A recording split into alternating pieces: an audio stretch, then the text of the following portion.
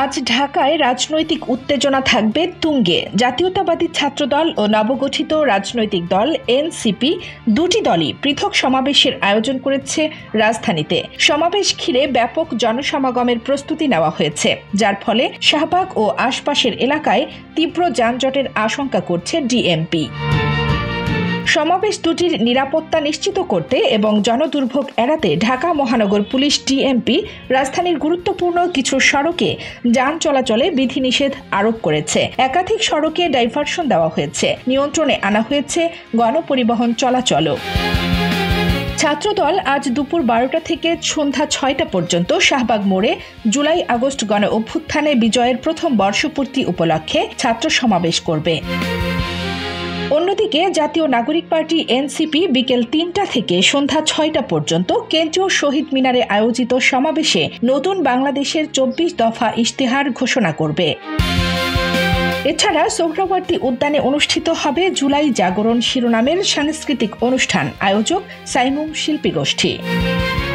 ছাত্রদল জানায় তারা মূলত শহীদ মিনারে সমাবেশের অনুমতি নিয়েছিল, তবে এনসিপির অনুরোধ ও রাজনৈতিক সৌজন্যের কারণে তারা সমাবেশের স্থান পরিবর্তন করে শাহবাগ মোড়ে স্থানান্তর করেছে। এই সিদ্ধান্তকে উদারতা ও গণতান্ত্রিক সহাবস্থানের প্রতীক হিসেবে দেখছেন ছাত্রদল নেতারা।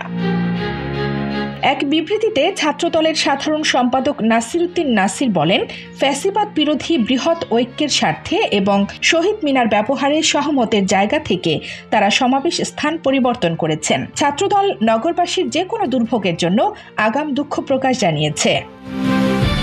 সমাবেশকে কেন্দ্র করে ডিএমপি নগর জুড়ে কড়া নিরাপত্তা বলয় গড়ে তুলেছে। মোতায়েন করা হয়েছে অতিরিক্ত পুলিশ এবং গোয়েন্দা নজরদারি ব্যবস্থা জোরদার করা হয়েছে। শাহবাগ, কেন্দ্রীয় শহীদ মিনার এবং সোহরাওয়ার্দী উদ্যান এলাকার আশপাশে বিশেষ নিরাপত্তা ব্যবস্থা জারি করা হয়েছে। যানবাহন চলাচল নিয়ন্ত্রণে ডাইভারশন দেওয়া হয়েছে বিভিন্ন সড়কে। হোটেল ইন্টারকন্টিনেন্টাল মোড় সোজা শাহবাগ না গিয়ে বামে মোড় নিয়ে হেয়ার রোড, মিন্টু রোড ব্যবহার করতে হবে। কাটাবন মোড় শাহবাগগামী যানবাহনকে নীলক্ষেত বা পলাশী বা সোনারগাঁও রোড হয়ে যেতে নির্দেশনা। মৎস্য ভবন মোড় যানবাহনকে হেয়ার রোড, মগবাজার রোড ব্যবহার করতে হবে। টিএসসি রাজু ভাস্কর্য দোয়েল চত্বর বা নীলক্ষেত হয়ে চলাচলের পরামর্শ। কাকরাইল মসজিদ ও হাইকোর্ট রোড শাহবাগ এড়িয়ে বিকল্প পথ ব্যবহারের নির্দেশ। এছাড়াও শহীদ মিনার সংলগ্ন রাস্তা এবং সোহরাওয়ার্দী উদ্যানে প্রবেশপথ পরিহারের অনুরোধ করা হয়েছে। ডিএমপি ও সংশ্লিষ্ট প্রশাসন রাজধানীবাসীকে প্রয়োজন ছাড়া এসব এলাকা এড়িয়ে চলতে এবং পুলিশের নির্দেশনা মেনে চলতে অনুরোধ জানিয়েছে।